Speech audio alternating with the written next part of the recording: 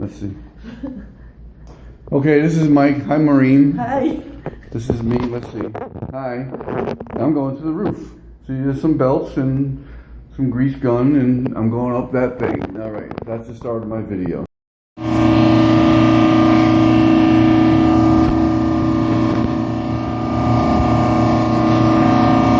This is an example of a unit running free.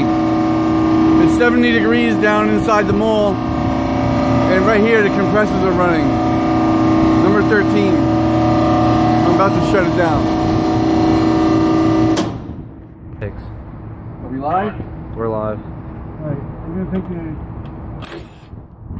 cover off to access the panel.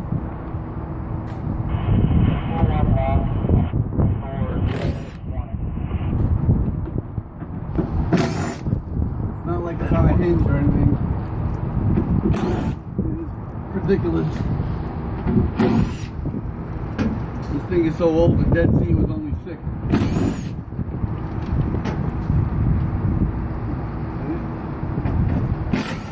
We'll take a look. Leave the guy inside.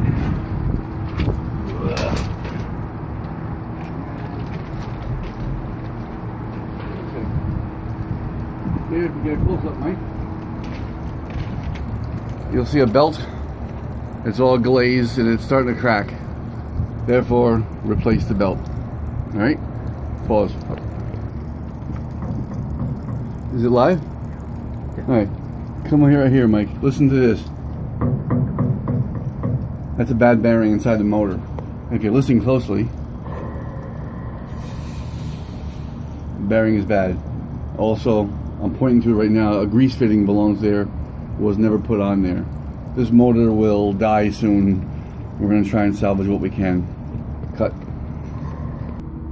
This is a picture or a video of the pillow block bearing that does the fan. It has a tube connected to it from the outside, so if anybody ever greased it in the past, they have no idea how much grease they're putting in it.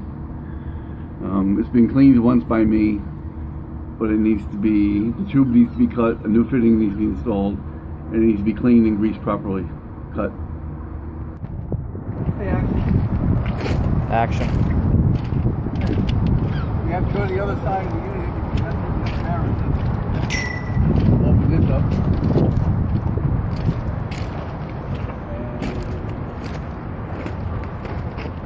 Cut.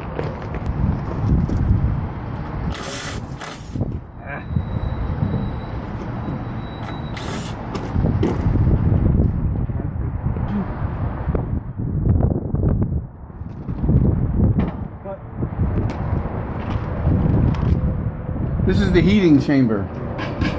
Gas flows through these pipes at a fire. Fire goes along this box, goes along into that chamber. Take a top picture here, Mike. Heats up, then go over here. The air gets blown across the chamber and down to the space to heating it up. Cut. Live? Yep. Here, this is the panel with the drive in.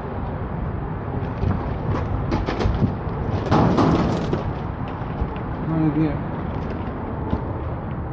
Here's the other bearings, close up, pillow block bearings, load of grease. This tube has no business being there. It's old kind of engineering. It needs to be removed. Cut.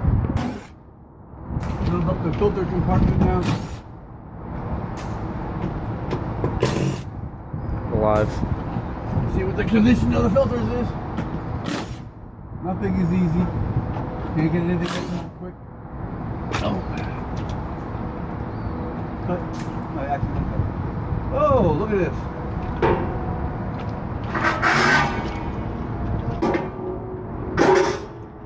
Take a picture of the filter, Mike. This is the existing filter. Filters need to be changed. Cut. Go. This is the return air chamber. All the return air from the mall comes back into here. I'm going to open it up. Big cut for now. Go. Return air chamber. Have a look. Oh, lovely.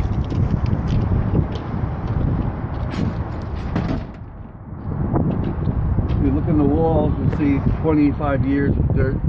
Look down there, that is the return air you see inside the mall. That's the grill when you look up. Here's the motor. Here are some AX78 belts that need replacing because they're dry as anything. And look at this. Let's see. Okay, this is Mike. Hi, Maureen. Hi. This is me. Let's see. Hi. I'm going to the roof. See, there's some belts and some grease gun, and I'm going up that thing. All right, that's the start of my video. No.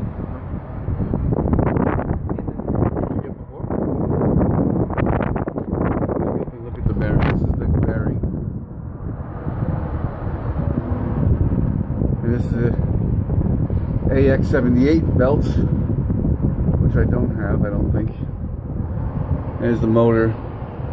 Poor condition. Over there is the damper. Down there is the grill to the mall. Walls are covered in dust. Hey, I'm inside the filter compartment. I got the filters out, the old ones out. The coil has been rubbed down, but it really needs to be acid cleaned. But the problem is it's so old, you can't really do that.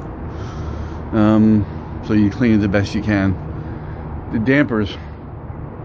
Like normally, or not normally, but prior to 2011, companies would come in and just change the filters and put some grease in the bearings and say they did maintenance. Meanwhile, these dampers are stuck and they're full of dirt and they don't move. It doesn't budge. And so this is part of maintenance that never got done. It's sort of like, you know, you change the oil in your car, but you don't grease and you don't clean and you don't check anything else out. So that's the filter compartment. Okay, these are the new filters that are in. They will last roughly 3 months. No, in this place, 4 months. And that's that. I'm going to be installing a new grease bearing on the fan motor, because I never had one. Here's the plug, original plug that came with the motor. And to properly grease a motor, you need to put a fitting in there, and then underneath there's another plug, if you can see it right there, that has to come off. So when you put the grease in the top, the old grease or whatever is the shreds come out of the bottom. Okay, I'm gonna grease the fan bearing now. See how many pumps it takes to get grease out of the bottom. Let's see if we can get to the bottom there. Okay, there it is. Where is it? Where are you, bottom? Alright. There's the hole. That's 5, 6, 7, 8, 9, 10, 11, 12, 13, 14, 15, 16, 17, 18, 19, 20, 21, 22, there it comes, 23, 24, 25, 26, 27, 28, 29, 30, 31, 32, 33, 34. See the color change? That's the old grease, original grease that was in there. And we see some metallic, that means it's a bearing of metal that's breaking. Now this motor is properly greased. Now that the motor has been greased and somewhat wiped down, the thing to do now is to open up the pecker head, find out what the connections look like, and make sure they're not loose or anything. Alright, here's the bearing cleaned up with a new grease fitting on it and properly greased. Fishy background. Alright, this bearing has been cleaned and all the old grease is gone. New grease is pumped in and cleaned out. And, you know, the bearings need to be cleaned and the old grease needs to be removed because it'll encapsulate the heat and the bearing will fail.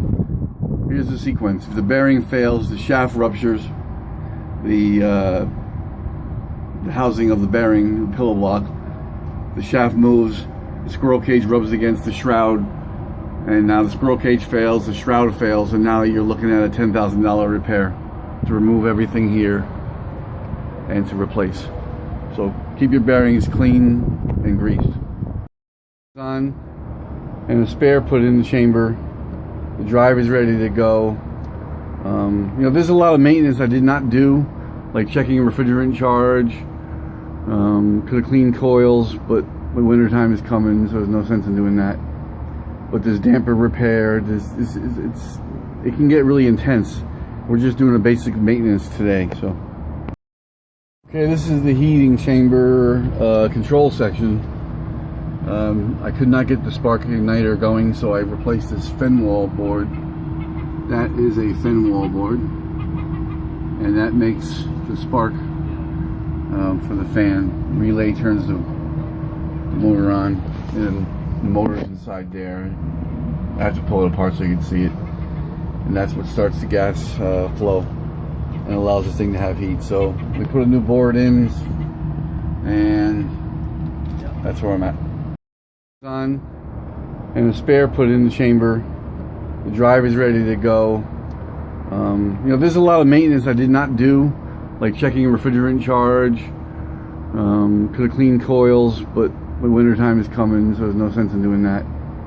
But there's damper repair. It can get really intense. We're just doing a basic maintenance today. So, okay, this is the heating chamber control section. I could not get the spark igniter going, so I replaced this fin wall board. That is a fin wall board, and that makes the spark for the fan. Relay turns the motor on, and the motor's inside there. I have to pull it apart so you can see it, and that's what starts the gas flow and allows this thing to have heat. So we put a new board in, and that's where I'm at. Alright, this is the control panel for the unit. I want to see what's going on and show you guys what's going on there. This is the old management system. This is the original controller that's been jumped out. Control and there's no economizer because it's been removed. Those are the relays they put in for the Novar system that they piggyback into EcoWise, which will be getting replaced by me to put in a those relays will get rewired. This controller will get rewired, and the control wiring down here will get rewired to put in a Wi-Fi thermostat. That's that.